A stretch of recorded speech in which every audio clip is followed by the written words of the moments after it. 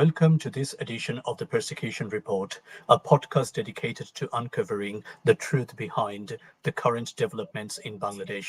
I'm Professor Bidit Day, and I will take you through today's discussion on influences of instability, misinformation, and disinformation instigating violence in Bangladesh.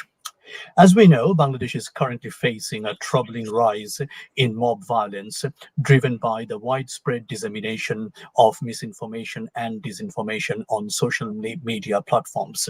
In particular, Facebook has transformed into a breeding ground for inciting unrest, frequently targeting progressive political and cultural activists, as well as vulnerable religious and ethnic minorities.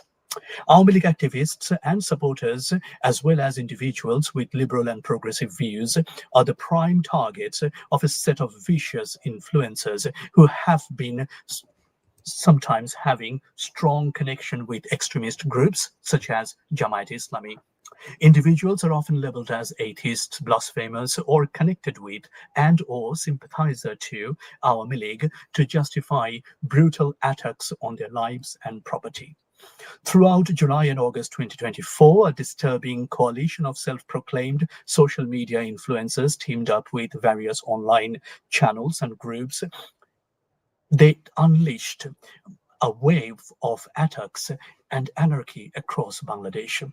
Their incendiary rhetoric ignited violent outbreaks, including devastating arson attacks and the wanton vandalism of public property.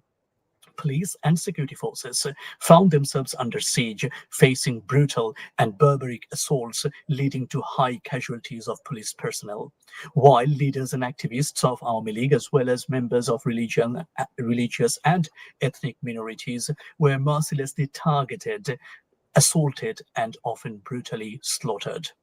The atmosphere grew increasingly tense, marked by fear and unrest, as communities struggled to cope with the escalating violence under the pervasive and perpetual shadow of misinformation and disinformation.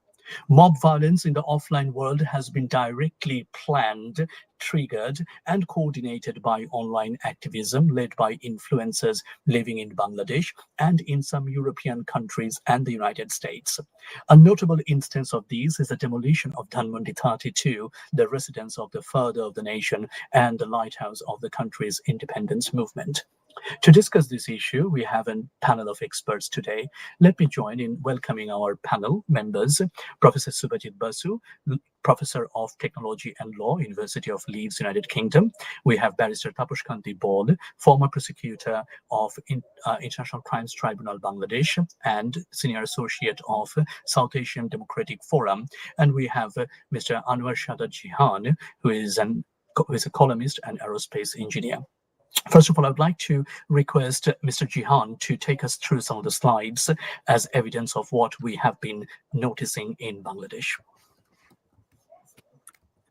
Thank you, Mr. Day, for inviting me today.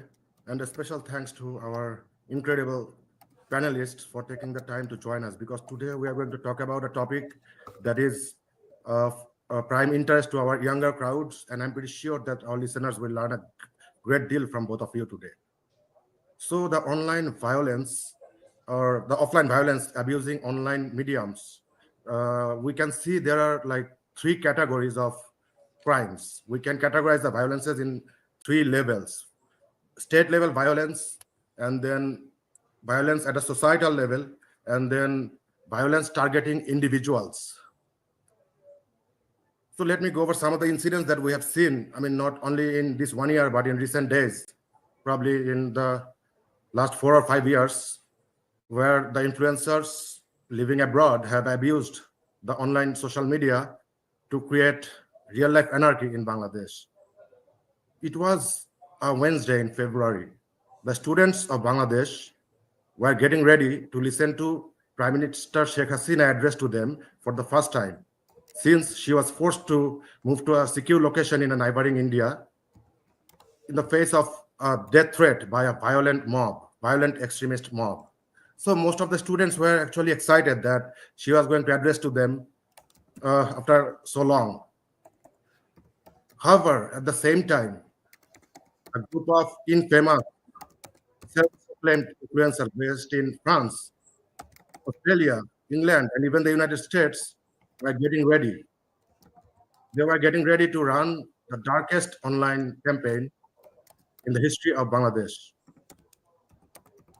They ran an online campaign, a call for bulldozer procession to Dhanmondi 32 residents. They have gathered their follower base, who are primarily the fundamentalist sections of the society, and they ordered them to destroy, demolish, and bulldoze to the ground the piece of history that even the Pakistani hyenas, the Pakistani military, did not dare to touch during the 1971 Liberation War.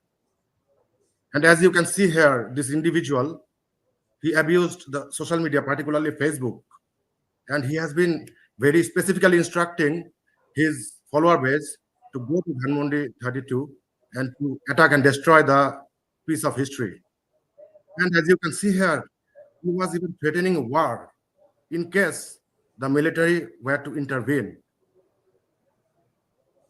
And as you can see here, it is written in Bengali. So since they communicate in Bengali, sometimes they evade the eyes of the social media police in this way. And from the threat of war, direct war against the military, you can understand the gravity of the crimes and the violence. And this is an example of a state level violence, because here it is a state entity that is being targeted. You know, it does not only have a history, it does not have significance in our history, but also in present days. For example, the Prime Minister Sheikh Hasina, she said, if she was ever facing any dilemma in taking any state decision, any important state decision, she would go to that house, sit by the stairs where her father was brutally killed, and she would ponder on thoughts how Bangabandhu would take a decision. So you can imagine how significant and how sensitive it is to us. And then there is some individuals based in England. And this particular individual, he uses his connections in the intelligence agencies of Bangladesh. And using those connections, he sometimes leak authentic classified information and sometimes doctored classified information. And by that, he puts the national security of the country at jeopardy, at risk. And another pattern that he uses is that he targets individuals. He leaks individuals' private information online. For example, here you are seeing a SSF officer. He is targeting this guy.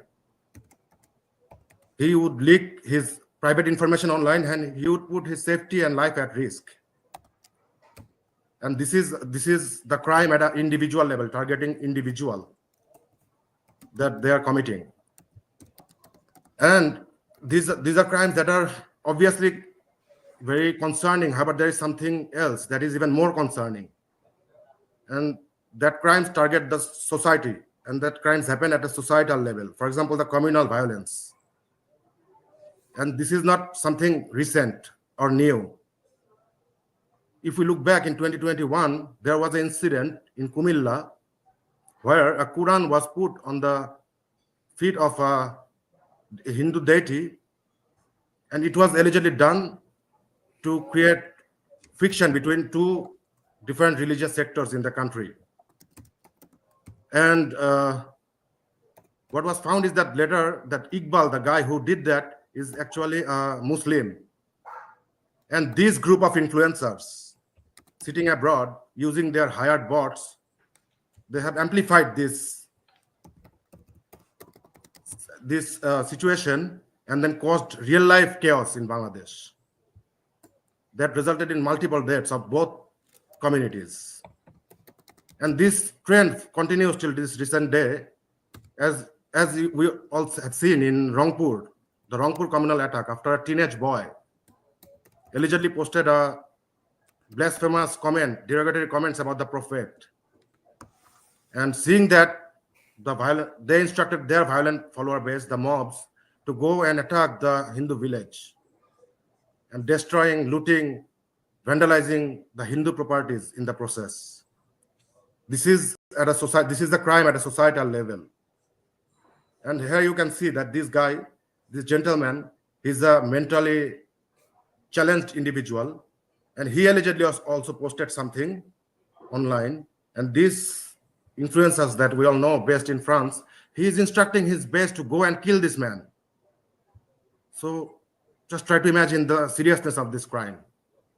And we have seen during July, the other gentleman based in Australia, his tactics, he has some deep grudge and hatred against India. So using social media, he would spread hatred and animosity towards India. He would try to create anti-Indian sentiment. So as you all can see, and as Mr. Yunus, the unconstitutional chief advisor, always talks about 3-0, right? He has some 3-0. So here they are actually following 3M. They are manufacturing outrage. They are monetizing the division. And by that division, they are creating real-life anarchy in society. And our listeners should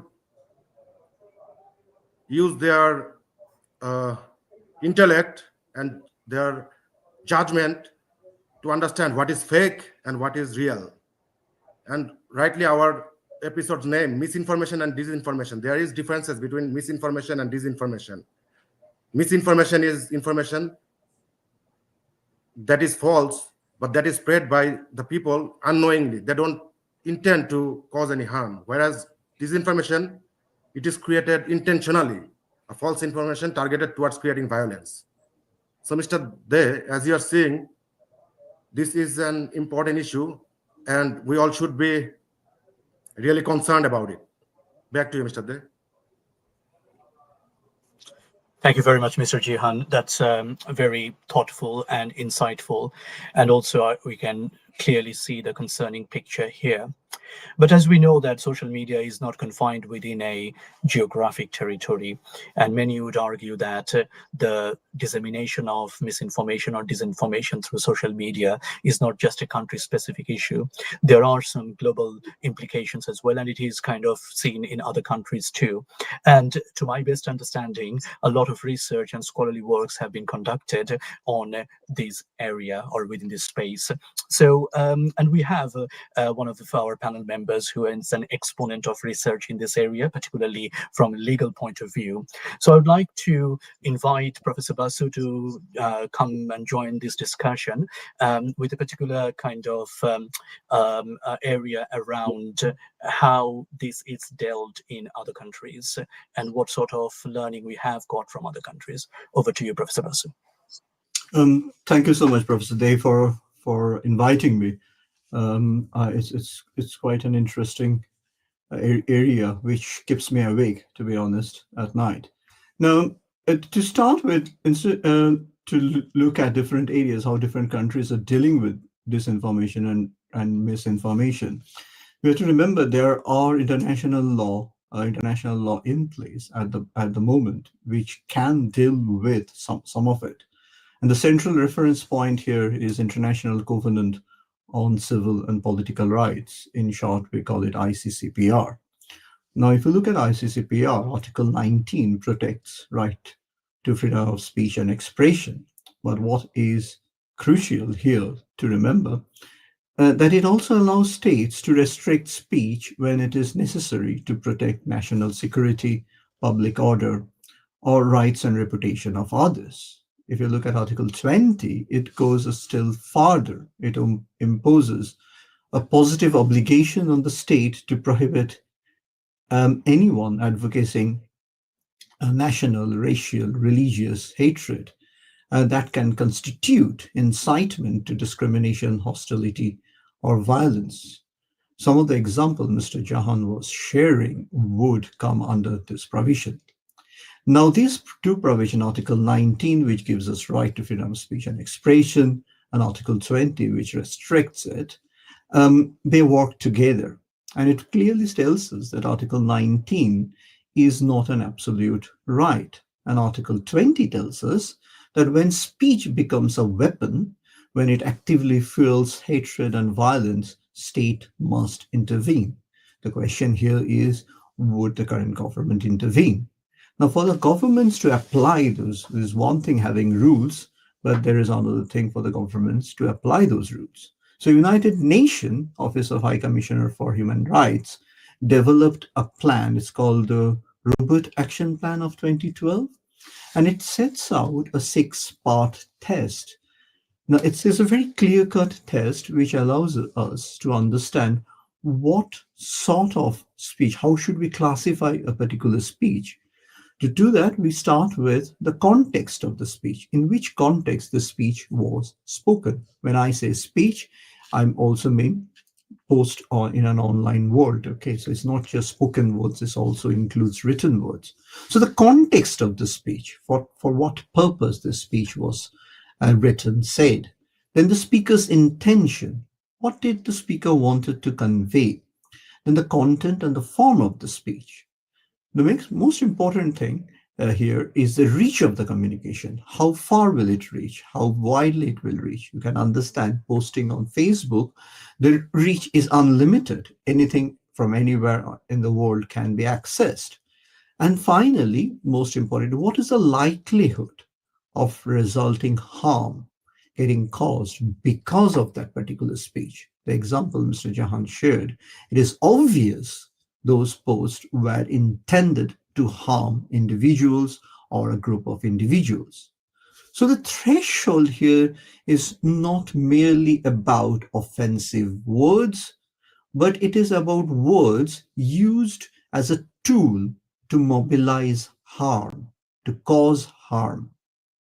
Now, if you look at international criminal law, it reinforces this. The ICTR media case, this particular case happened after the Rwanda genocide. The media executives in Rwanda, they were prosecuted because they were using radio broadcast and print publication to incite and coordinate killings. So the example Mr. Jahan were showing would fall under that provision. If you look at the Rome Statute of the International Criminal Code, the principle continues. If you look at Article 25(3), it criminalizes direct and public incitement to genocide. Okay, I know the word genocide and prosecution under genocide is very, very difficult to brought in. And for that purpose, we have to look at Article 7(1), which covers persecution as a crime against humanity, including persecution through denial of fundamental rights. So denial of fundamental rights is important here. Can we apply these laws in an online world? Absolutely. We have pointed out through our work that online hate campaigns can already fall within these provisions if they are systematic, if they are targeted, and if there is a chance to produce real world harms. The example Mr. Jahan showed have chances of producing real world harms, and we know that real world harms have been caused because of this. And there is a growing recognition that the use of digital platforms to terrorize people, to humiliate victims, to spread conspiracy theories, or to spread violent imagery, they are treated as an aggravating factor, not just for the purpose of identifying the crime, but also when it comes to sentencing. Now, if I move away from international law, because remember, the international laws are difficult and sometimes very, very difficult to implement, we actually depend on our national framework. And Professor Dey, I'm sure you would appreciate that it is upon the countries themselves to apply these laws. So in United Kingdom, there are legislations which are already in place, which tries to deal with incitement and online harmful behavior. Some of the examples Mr. Jahan has shown would come under those provisions. And interestingly, one of the laws which we use in this country is actually quite an old law. It is Public Order Act of 1986. It criminalizes incitement to racial, religious hatred or hatred of any form. And then we have a much more newer legislations which have been created with internet in mind, Malicious Communications Act of 1988 and Communications Act of 2003. Now, these two legislations specifically deals with online threat, harassment, and sending of grossly offensive messages. One of the most important thing, one of the most important piece of legislation that happened in this country happened in last 1 year, and it is Online Safety Act 2023, although it's Online Safety Act 2023, but it was passed in this country towards the end of last year. And this creates a statutory duty of care for platforms hosting user-generated content. It is one of the most unique pieces of legislations in the world. And it has been created specifically to protect vulnerable individuals and to stop the spread of misinformation and disinformation, which Professor Dey and Mr. Jahan, you were talking about. It compels companies like Meta and X to identify and remove content that is illegal and material that can incite violence. Is important. Inciting violence, the examples you have showed, inciting violence, okay, inciting hatred. So it will fall under this provision of law. What is new and unique about this law, that it now looks into systematic compliance, not just isolated takedowns. So when you started this discussion, you mentioned about not one individual, but a group of individuals based in different countries doing this. So because this content is accessible from anywhere in the world, which also means some of the content that has been made available on Meta, on Facebook, can also be asked, Facebook can also be asked to take it down within the jurisdictions of this country, because it is inciting violence. And our regulator, Ofcom, can impose substantial fines, even block access to services if these companies are non-compliant. European Union, and this is very important, a regional body, have a very similar law. It is Digital Services Act, which came into force in 2024. It takes a very similar but a bit broader approach. It requires big techs, large online platforms and search engines to conduct annual risk assessment for systematic harms for information that is directed towards European Union or companies working within European Union. Again, you have to remember, anything and every information can be accessed from anywhere in the world, which means it will come under the European Union law. And it clearly states that when you are doing these risk assessments, including disinformation, manipulation of electoral process, gender-based violence, religion-based violence, stereotyping individuals, these are harms. These things can cause harm. So failure to comply with them, European Union has a mechanism that it can fine this company 6% of their global turnover. The underlying philosophy here, if you look at our newly created Online Safety Act, and I'm just giving you two examples of European Union and United Kingdom. We can look at similar provisions also in Australia. It's due diligence by design. The idea is platforms must build safety and legality into their architecture, not bolt it after the harms occur. So what has surprised me is that Facebook is not doing about this content under the guise of freedom of speech and expression. Remember, freedom of speech and expression is not a license to incite harm. Absolutely, and that's where we can see that some of these influencers who identify themselves as journalists, they misappropriate and make use of these platforms to instigate violence. And also, another very crucial point, Professor Basu, that you have mentioned is about the profiteering of these social media platforms. There can be odd occasions that they take things down or they identify, and sometimes they keep a complete blind eye to these content. Could you please elaborate on that? I mean, aren't they making profit out of this hatred? Yes, Professor, that's a very interesting question, and that is the problem which we are facing. What we have seen that the platforms uses algorithm which amplifies messages which are deliberately provocative.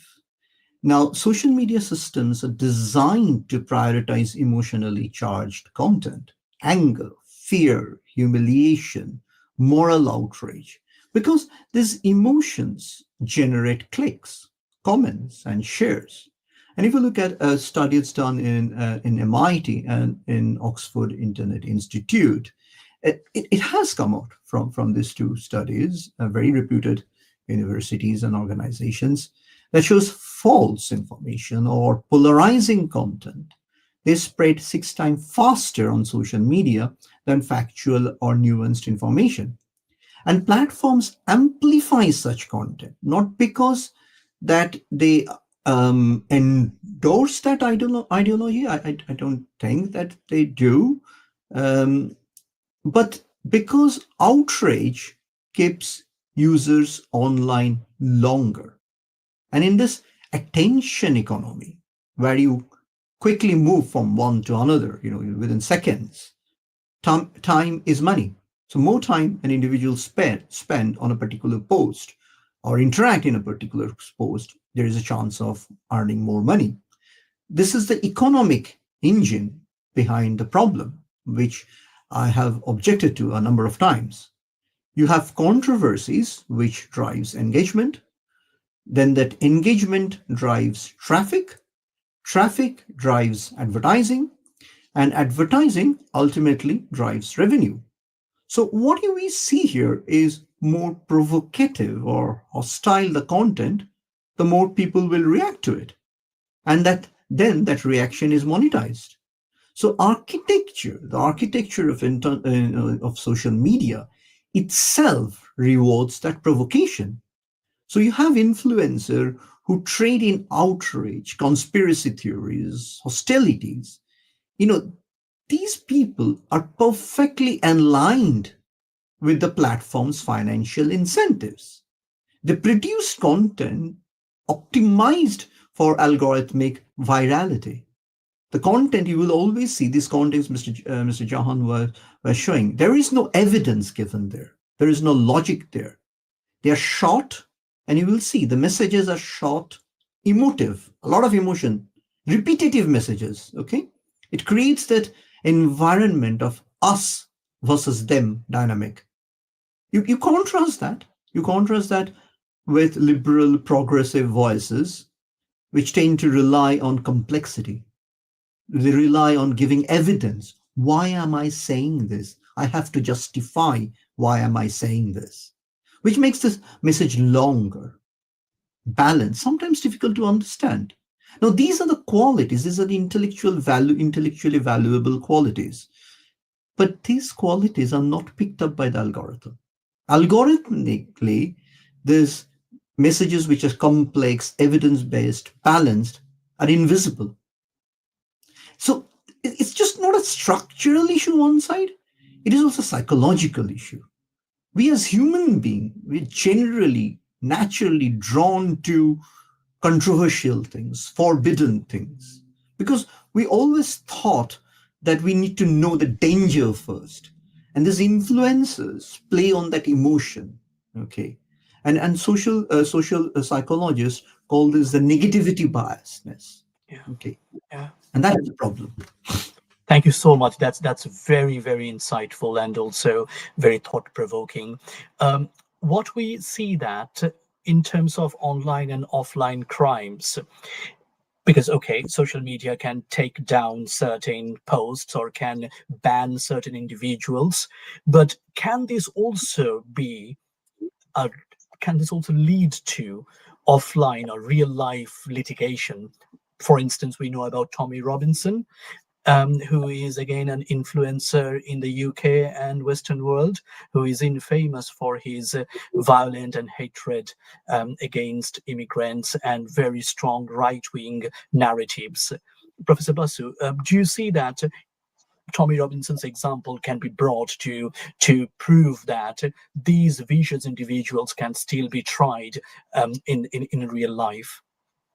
Absolutely. Tommy Robinson, and there are a number of other examples which I will give you, are so you have to remember that online world and offline world, these are not disconnected world. And actually, nearly 20 years ago, I wrote an article about cyber stalking, and I kind of said that, in those days, that your action in the online world can have a reaction in the offline world. So what Tommy Robinson and people like him do in the online world can have an impact. And I give you an example which just happened very recently. Lucy Connolly from Northampton. She was jailed for 31 months in October last year after calling for mass deportation. She said mass deportation now, and urging her followers on X to set fire to hotels housing asylum seekers. It is an example, clear example, where an individual has been prosecuted and sanctioned because what she wrote, incitement of violence in a physical world. So words having action. Last year, Taylor Kay and Jordan Parra, they both of them were sentenced to 38 months and if I can remember correctly, around 20 months in prison for stirring up racial hatred on social media. You can also see Tommy Robinson is now facing contempt of court hearing for allegedly repeating false claims about refugees. My understanding, based on a newspaper report published a few months ago, on an average, UK police make 30 arrests every day for offensive online messages. And Crown Prosecution Service, I'm just talking about the Crown Prosecution Service here in UK, because going into laws of different countries will take a lot of time. But the Western democracies, the legal provisions are very, very similar. Crown Prosecution Service guidelines explains that inciting hatred is a criminal offense in England.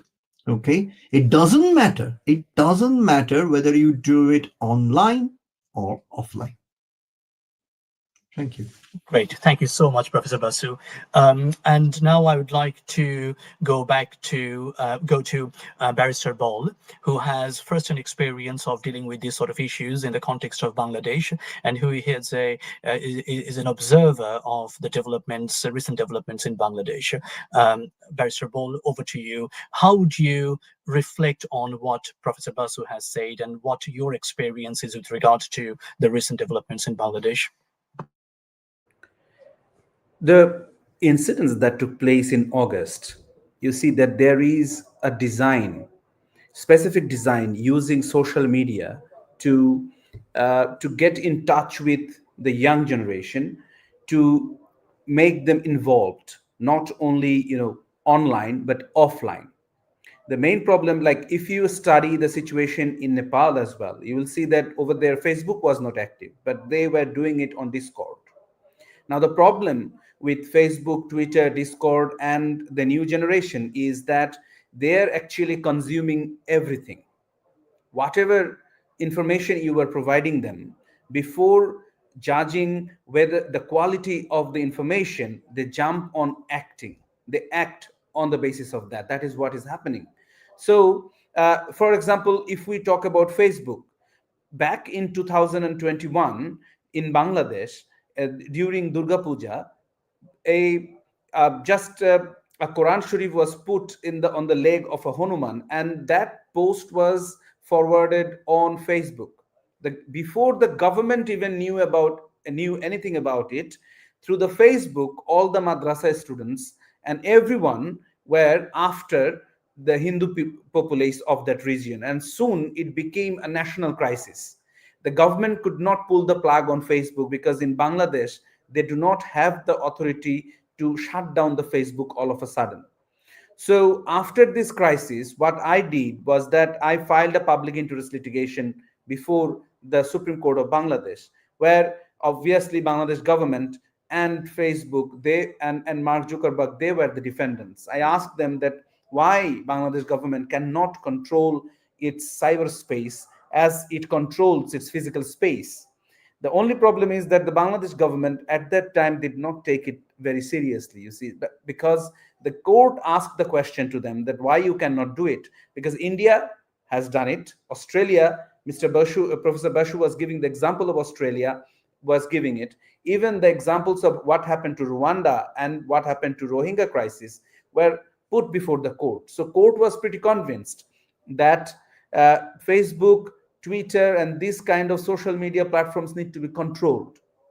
Otherwise, I mean, there is a situation for tariff. Bangladesh government controls how much advertisement is posted on Facebook and how much tariff they can consume. They have they have restricted that, but they have not restricted posting of misinformation and disinformation on the platform. So what happened, you see, that if we go back to the July-August situation, if you remember that one high court division, one bench gave this judgment that, okay, this quota system is going to be, is going to be active, because the government stopped it in 2018, but the court said no, we will go ahead with the quota system. That actually infuriated everything. And after that, just after, within 1 week, the state, after collecting the certified copy of that judgment and order, the government appealed against it. But within these 7 days, on the social media, all sorts of propaganda, misinformation and disinformation against the government, and aggravating the situation, saying that the Awami League government actually using the court to get this quota system back for the freedom fighters. Whereas the government understands the pulse of the young generation. The government wanted the students to just stay calm and to see what they will do with this decision, against this decision. And the government did exactly what they were supposed to do. They filed this appeal. But within this time, all the misconceptions are there. Look into the situation of the first killing in Rangpur of Saidi. All the shots of, like, all on a sudden, we were seeing that the police are only shooting him. But police were not using any live bullets. And now we know that he did not actually die of the police attack. Best of all, I would like to quickly intervene and add Yes. one point here. So this misinformation about Abu Said and all that, it did not only affect the citizens of Bangladesh. It affected a certain state department of a certain country. You see, they already declared that there were 2 murders that occurred, but there was no murder. Nobody died when they already declared that 2 students were killed at Dhaka University, and it was a false information. So the false information not only affects the citizen, it affects also official entity. Said was not a student of Dhaka University, but I know what Mr. Jihan is saying, that one of the foreign countries' State Department actually put that news that someone from Dhaka University was killed, which was not completely only wrong. that, after 5th of August, all the statues of our liberation war and the artworks of our liberation war was deliberately, you show us the slide, the slides are shown, right, that there are certain people abroad, they were putting those statues on their social media pages and were instigating people to attack and demolish those pages. Not only that, and that is, if I may intervene, first of please. all, and that is akin to cultural genocide. 800 plus sculptures were vandalized or destroyed completely, including some of our very beloved, very dear ones, which represent the history, heritage of the country. So yes, sorry, first of all, just wanted to and they would also, like, when if somebody was traveling abroad, they would provide the information of their flight, so that mob go and prevent them from getting out flying of the abroad. country, Yeah. I mean, not only I mean, I'll just correct you in one place that legally there is no word called cultural genocide. However, we are trying our best to get this word recognized. Just we are trying to get recognized ecocide, you know. So legally, these are not crimes, but in sociology, these are crimes, and we are advocating for them. But back into the situation, what Mr. Anwar Sadat said, that social media was heavily used to target people, target religious and ethnic communities, and everywhere. These social media, if we pull the plug on social media, if we could have pulled the plug on social media on 5th of August, let's say we could have reduced the number of destruction and killing to less than 5 or 6 probably. Even they were targeting, like for example, on social media, on WhatsApp or on Facebook, people are saying that okay, all the police constables are at a certain area, so one area is vulnerable, there is no police, so all the mob were going there and attacking that area, you see. So, and even people are saying that what kind of armaments were used, you know, that police were killed, right? On the very first time, for the very first time, 4 police were killed in Jatrabari. Now these police officers do not work in the Jatrabari police station. That is the place where they live, they reside with their family. What happened is that they were going to their workplace.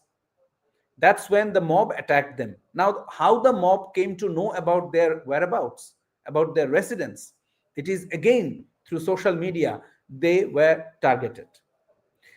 So this is totally, outrageous, the way social media is being used for destroying countries, and I strongly condemn, because not only Bangladesh, it is in Myanmar against Rohingyas, in Africa, in many countries that is being used.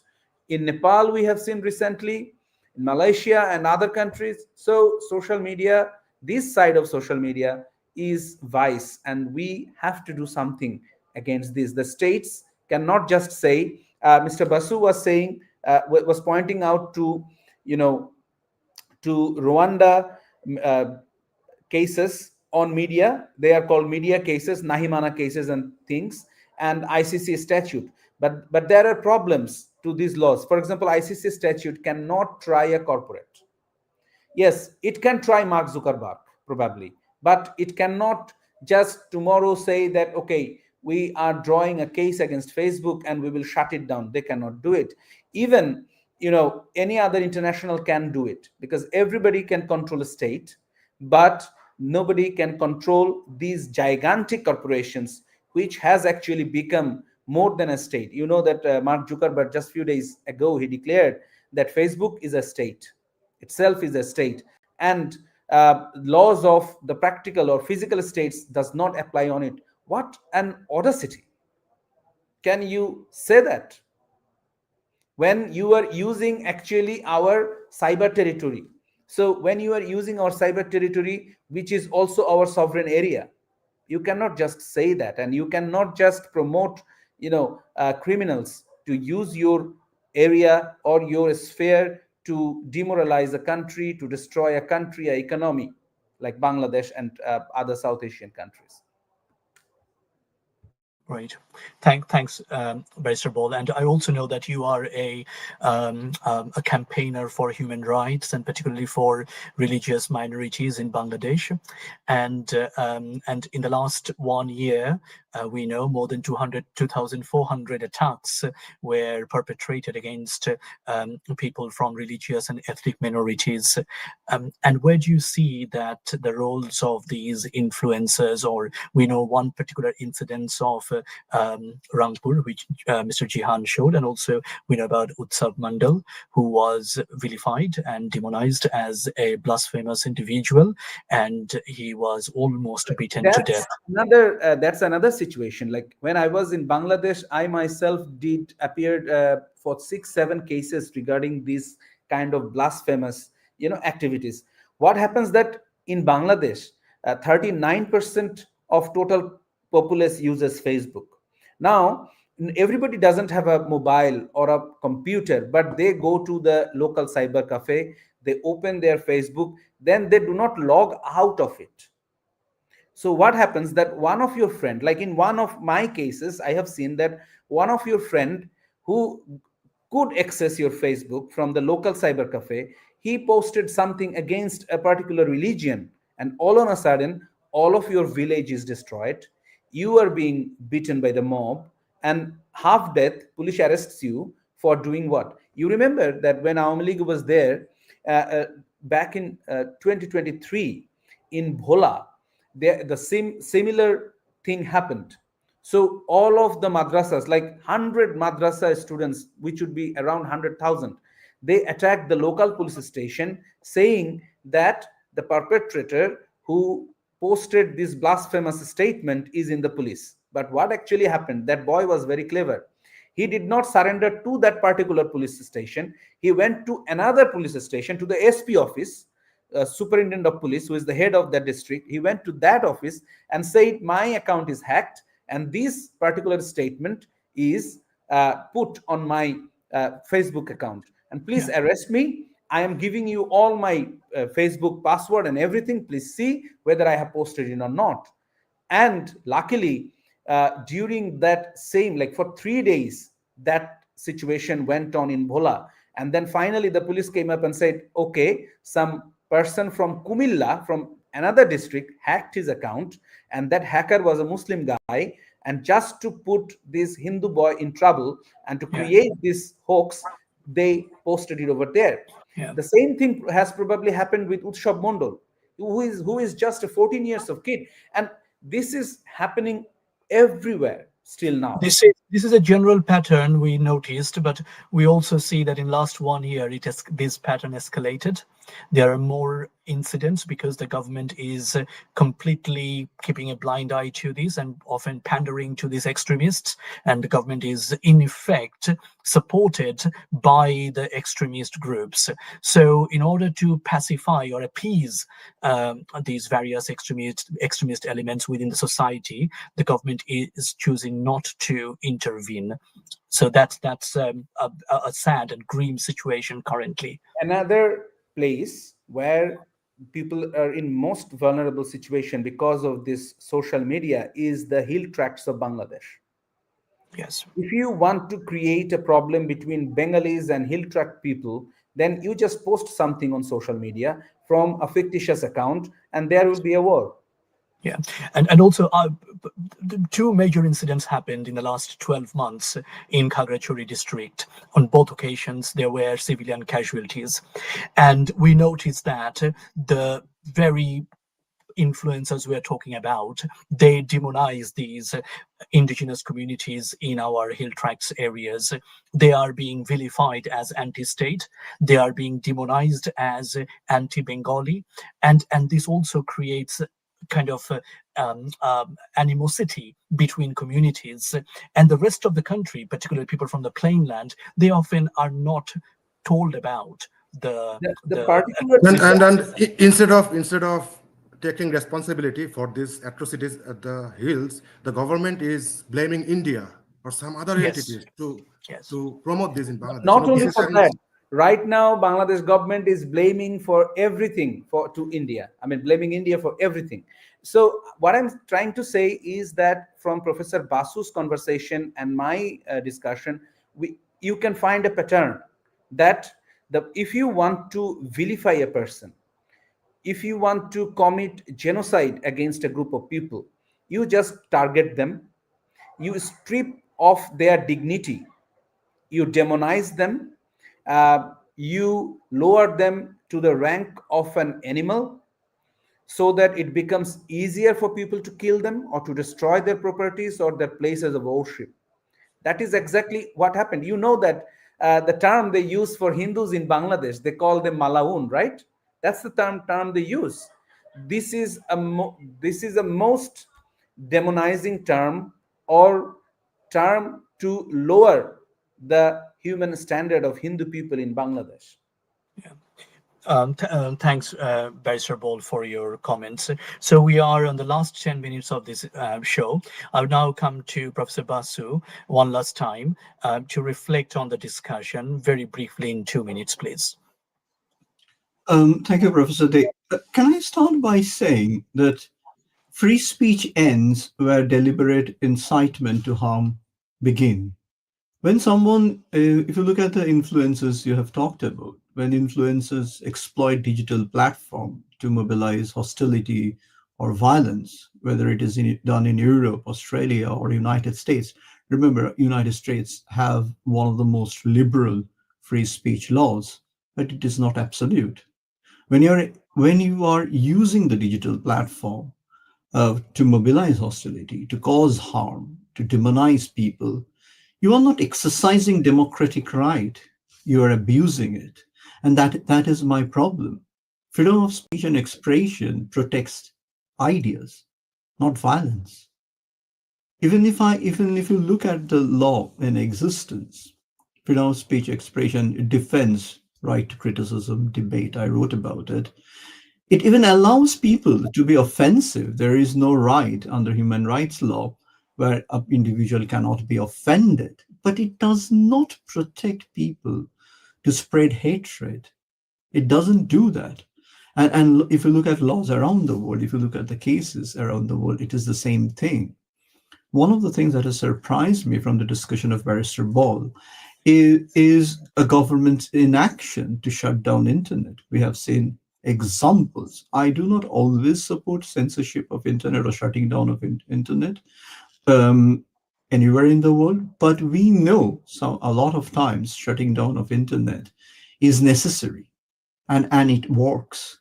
So government needs to be much more proactive in protecting the people it is serving to protect. It has been put in place to protect. It is the responsibility of the government to protect the people.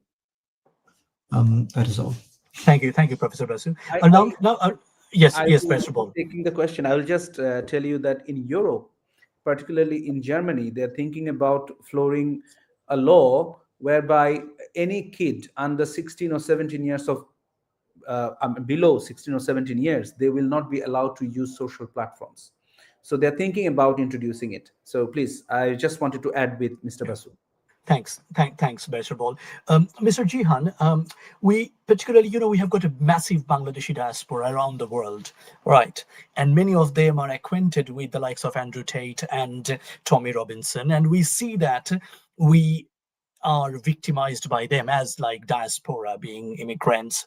We are the victims of the right-wing, extreme right-wing, far-right activists.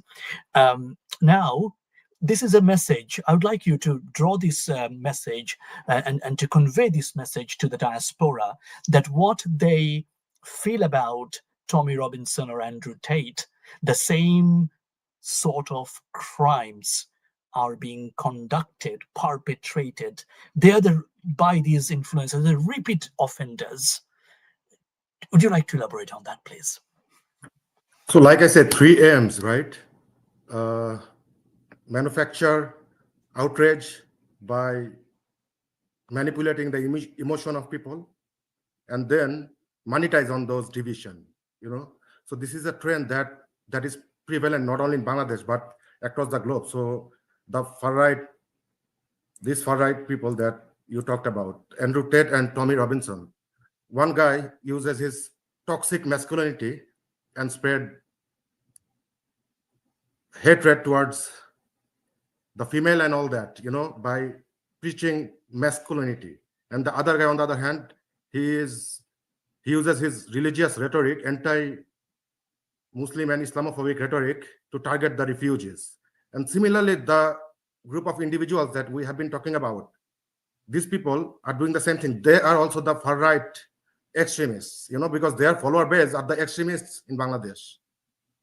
So the diaspora, the world community must pay heed, because as a sovereign country has sovereignty in the physical space, the sovereign country should have sovereignty in the digital space as well. Bangladesh, or any country for that matter, should be able to maintain and control their digital space.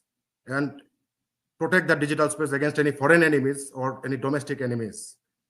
So this is an important topic. Yeah. And we all should care about that. Yeah. The government and the world community must pay heed and figure out some formalities to how we can ensure sovereignty of various countries, and Thanks. protect the Thanks, digital Mr. border. Jian. Yeah, I'm conscious of it, but of course, we'll talk about, I'll come to Barrister Ball about the role of the international community very briefly, but also for the diaspora Bangladeshis, it's about time to tell them that you cannot have your cake and eat it. You cannot support these despicable influencers while at the same time you will be criticizing the far-right activists in the West. You cannot have both. Over to you, Barrister Ball, your concluding remark about what international community could do. Just please elaborate on Mr. Jihan's point. For the Bangladeshi social media, entrepreneurs, I would say entrepreneurs, because they are earning a lot of money from this hate speech. So these people, the only loophole they use of social media is that they produce their contents in Bangla. And in spite of the fact that artificial intelligence has reached into that level that it understands Bangla, but it has failed to understand the standard or the veracity of the hate speech, the misinformation and disinformation created by these people. Because when one person just says something about Dhanmondi 32 or 32, the house of Bangabandhu Sheikh Mujibur Rahman, it to the social media AI or to those persons who are there to censor these things, to them it may sound like a normal protest, but at the end of the day, it is destroying a whole generation, a historical monument, an emotional monument, a particular monument that is so dear to us. So what I'm saying that first of all, I will agree completely with Mr. Anwar Sadat and Mr. Basu's. I will just echo his words that the moment you start to create hate speech, you leave the territory of freedom of expression. That moment, so this statement must be, honored by every single state. They should identify who are these people who are creating this hate speech in the name of freedom of expression, and they should take action against these individuals. If they fail to take action against these individuals, then they should regulate these social media platforms. As Mr. Anwar Sadat said, that this is my territory, so I should guard them. And even if we fail that, then ICC and this kind of platforms we should use to get after people like Mark Zuckerberg, Elon Musk, and people like that who are giving or destroying the civilization in the name of freedom. Thanks, Barrister Ball. I'm conscious of time. Dear viewers, we have explored various aspects of the online dissemination of disinformation and misinformation, including legal considerations, its prevalence in other countries, and the diverse responses of these challenges. Additionally, we have gained a clearer perspective on how disinformation and misinformation are fueling political violence, targeted attacks, and the vilification of individuals and communities in Bangladesh. It is imperative that we put an end to this harmful behavior. These malicious influencers should not be permitted to propagate toxicity any longer. Some disguise themselves as journalists, as we mentioned and found during our discussion, while others openly flaunt their capacity to incite hatred and violence. Social media platforms are profiting from this animosity, jeopardizing communal and social harmony in the process. We call on Meta and other companies, major social media companies, to take decisive action against these individuals. Furthermore, the Western nations where these so-called influencers reside must respond with equal resolve. If action can be taken against figures like Tommy Robinson, there should be no hesitation that similar sort of measures can be taken against these individuals. We want to say unequivocally that Bangladeshi lives matter too. Dear viewers, stay well, stay safe, and take the very best care of yourself. Until next time, I am Bidit Day, signing off. Thank you.